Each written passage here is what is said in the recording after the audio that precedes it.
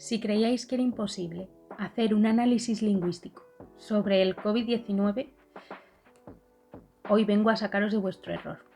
Esta nueva enfermedad es una situación perfecta para explicaros cómo el lenguaje se adapta a nuevas realidades. De hecho, el lenguaje es una forma de comunicación y por lo tanto es necesario que se adapte a este tipo de situaciones novedosas, porque si no, ¿cómo hablarías del COVID-19 si no existiera una palabra?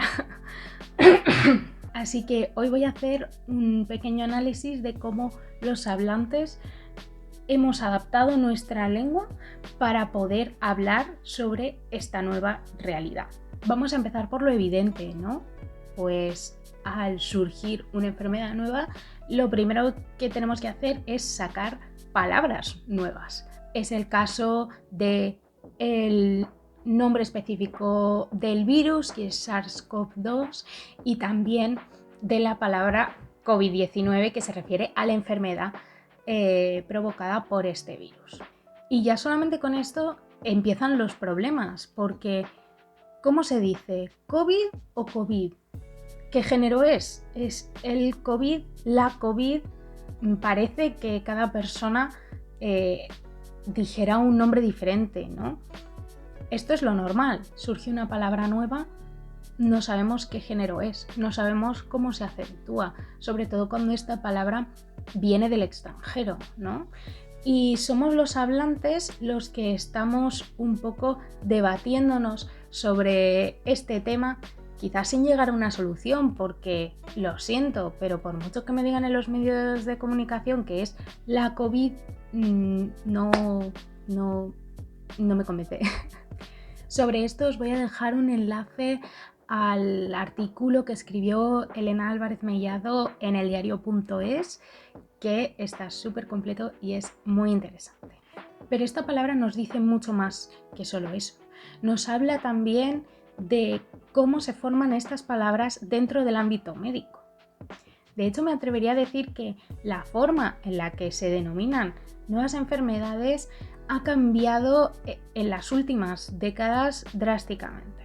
El nombre COVID-19 viene de una abreviatura del inglés, ¿no? Coronavirus Disease 19, por el año en el que se atestiguó por primera vez una infección. Esto ya nos dice que el inglés va a ser la lengua prevalente en el ámbito médico durante esta década. Si miramos a pandemias y epidemias anteriores, podemos ver cómo ha evolucionado esta nomenclatura para nuevos virus y enfermedades, ¿no? Pensemos en las más recientes, el SARS, también unas siglas que vienen del inglés, perdonadme que las lea, Severe Acute Respiratory Syndrome, y el MERS, Middle East Respiratory Syndrome. Es que son complejas. Como podéis ver, estas tres enfermedades que he mencionado ya se forman a través de abreviaturas o siglas de palabras en inglés.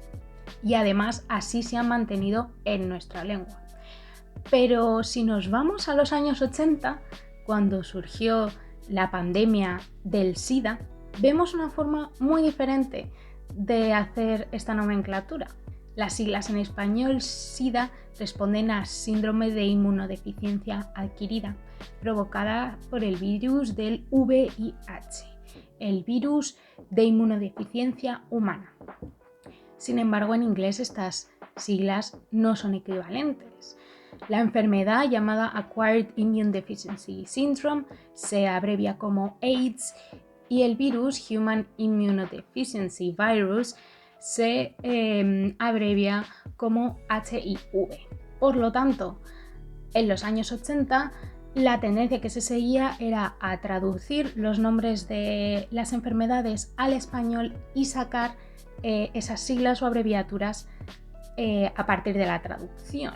Y antes que esto, la tendencia era a poner nombres en latín o griego antiguo, ya que se consideraban como lenguas francas dentro del ámbito médico. De hecho, veremos ejemplos de esto un poco más adelante. Sin embargo, ya no es así. La prevalencia del inglés dentro del ámbito médico es tan grande que mantenemos esas siglas y nomenclaturas en inglés. Además de las palabras que son completamente nuevas, también tenemos nuevos derivados de otras palabras. Por ejemplo, si nos vamos al observatorio de palabras de la RAE, podemos encontrar términos como cuarentenar, encuarentenar y cuarentenear, que son el equivalente a poner en cuarentena, ya que ha sido una acción bastante recurrente durante toda esta situación. ¿Y por qué surgen estos términos? Pues quizá por economía del lenguaje, ya que es tan común, pues pongámosle un verbo a poner en cuarentena.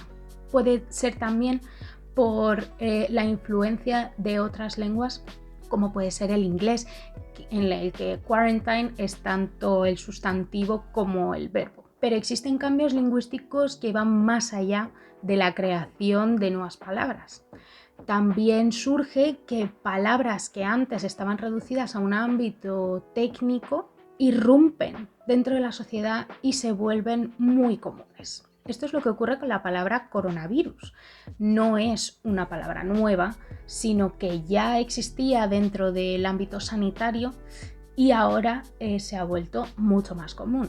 De hecho, otros tipos de coronavirus son los causantes del resfriado común y de otras enfermedades respiratorias como el SARS o el MERS.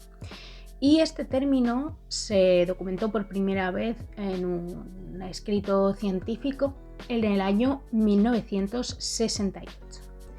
¿Qué podemos ver en esta palabra? Esa tendencia que os decía antes a utilizar las lenguas clásicas para crear términos científicos, no solo en el ámbito sanitario.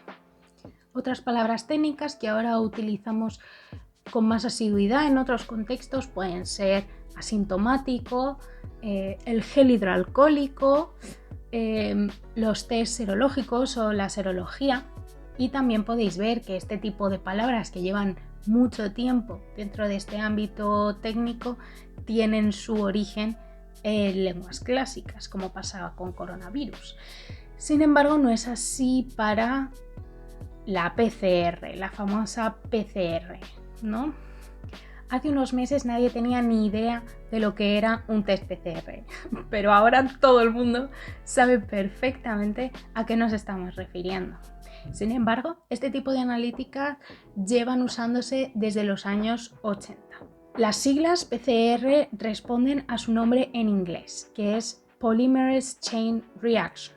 En español también se puede encontrar como RCP, que responde a reacción en cadena de la polimerasa. De nuevo podemos apreciar cómo la literatura académica en relación a este virus se hace predominantemente en lengua inglesa, ya que este tipo de vocabulario inglés es el que llega no solo al ámbito sanitario, sino que traspasa hasta llegar a la población general. Otro de los aspectos en el que nuestra lengua ha cambiado con respecto a antes de la pandemia es a través de palabras que antes quizás no se usaban tan frecuentemente y que ahora son súper comunes. Pues como puede ser, por ejemplo, pandemia, cuarentena, confinamiento, inmunidad. Todas estas son palabras que ya estaban en nuestra lengua, pero que no eran tan frecuentes como lo son ahora. Quizás esto pueda parecer un cambio tonto. Natalia, si estas palabras ya existían, ¿en qué ha cambiado esto? Pues en realidad es un cambio bastante significativo, ya que si se llegan a analizar textos, a través de la frecuencia de estas palabras se puede rastrear cómo ha sido la evolución del coronavirus dentro de nuestra sociedad. Bueno, el coronavirus, la COVID-19, el SARS-CoV-2, lo que queráis. Seguro que a vosotros se os ocurren muchas más palabras que antes no usabais con tanta frecuencia como lo hacéis ahora. Si se os ocurren algunas, ya sabéis, comentario abajo.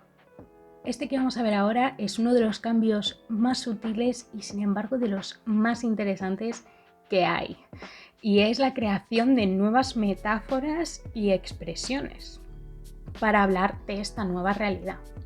A lo mejor algunos todavía pensáis que lo de las metáforas era esa cosa que se estudiaba en literatura, ¿no? Uno de esos recursos literarios que usan los autores para sonar grandilocuentes. Sin embargo, la metáfora es un recurso lingüístico muy común, a veces tan arraigado que ni te das cuenta de que estás utilizando una metáfora. Por ejemplo, cuando hablamos de relaciones que se terminan, hablamos mucho eso de pasar página. Y en ese caso estás utilizando una metáfora, estás trasladando una imagen literal a un uso figurado, ¿no? Tú no estás cogiendo un libro, pasas una página y es como, ¡hala! Se ha terminado la relación, ¿no? Se está haciendo un uso figurado, ¿no? De esto, y por tanto es una metáfora. Si queréis saber más sobre el uso de las metáforas en el lenguaje, os voy a dejar un artículo que os lo explica muy bien, ¿de acuerdo? Pero vamos a hablar de las que nos interesan, esas metáforas y nuevas expresiones que hemos creado para hablar de esta pandemia. Una de las primeras cosas que vimos cuando la situación empezó a descontrolarse fueron las metáforas de tipo bélico. Se hablaba de luchar contra el virus, se hablaba de que el virus era el enemigo, se hablaba de frenar o parar el virus. Todas estas cosas evidentemente no son literales, son metafóricas. No puedes coger tus armas e irte a luchar contra el virus, ¿no? Bueno, voy a dejar de hacer eso. Ya entendéis lo que es una metáfora. Bueno, pero ¿por qué se usan este tipo de metáforas bélicas? Pues porque son metáforas que invitan a la población a actuar, a no quedar separado de forma pasiva y a tomar acciones que vayan a ayudar a frenar no el virus, sino frenar un poco la expansión de ese virus. También muy común es hablar de la distancia social, ¿no? Esta nueva expresión que hemos creado para decir que es recomendable no tener contacto estrecho con otras personas. También hemos visto cómo se crean nuevos tabús y eufemismos, sobre todo en el ámbito de los discursos políticos en estos últimos meses. Voy a poner casos de la política española porque es la que mejor conozco, pero seguro que si vives en otro país podrás identificar también cosas de este estilo en los discursos de los políticos. Por ejemplo, hace unos meses Ayuso decidía evitar la palabra confinamiento cuando se iba a perimetrar ciertas zonas de Madrid y prefería llamarlo una reducción a la movilidad. En los últimos días, con Sánchez también hablando de el toque de queda, decía que era preferible no llamarlo así, quizás llamémoslo una reducción de la movilidad nocturna. Intentan crear estas expresiones para que suene mejor cuando la realidad es la que es. Y por cierto, toque de queda es en sí también una metáfora, es decir, ya no se da el toque de trompeta para que todo el mundo se vaya a su casa. Y aunque estas metáforas y tabús pretenden no alarmar a la población, muchas veces también se puede ver un pequeño tinte político entre ellas, ¿no? Nadie quiere que le recuerden como la persona que confinó una región, que puso un toque de queda, que puso este tipo de medidas que son muy restrictivas, ¿no? Fijaos en los discursos de vuestros políticos y veréis cómo hacen pequeñas triquiñuelas lingüísticas para intentar evitar decir ciertas cosas y quedar un poco mejor. Y por último, hablando de quedar mejor, vamos a hablar de nuevas formas de cortesía, porque no sé vosotros, pero yo he cambiado totalmente la forma en la que escribo emails o mensajes a personas con las que he tenido poco contacto durante la pandemia. Ahora casi siempre añado alguna expresión de cortesía preguntando por los familiares y los seres queridos de la persona con la que estoy contactando. Especialmente si sabes que el lugar donde reside esa persona está gravemente afectado por esta situación, ¿no? También se suele preguntar por el tipo de restricciones o situación en el lugar donde vive la otra persona justo antes de comentar las restricciones que estás viviendo tú mismo. Y no nos vamos a engañar, también nos excusamos apelando a estas circunstancias.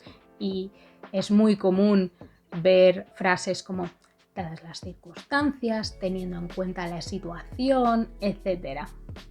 Puede que a alguno el tema de las expresiones de cortesía os parezca poco lingüístico, pero eso es porque no habéis visto mi vídeo de introducción a la lingüística en el que expliqué brevemente qué es la pragmática y mencioné las formas de cortesía.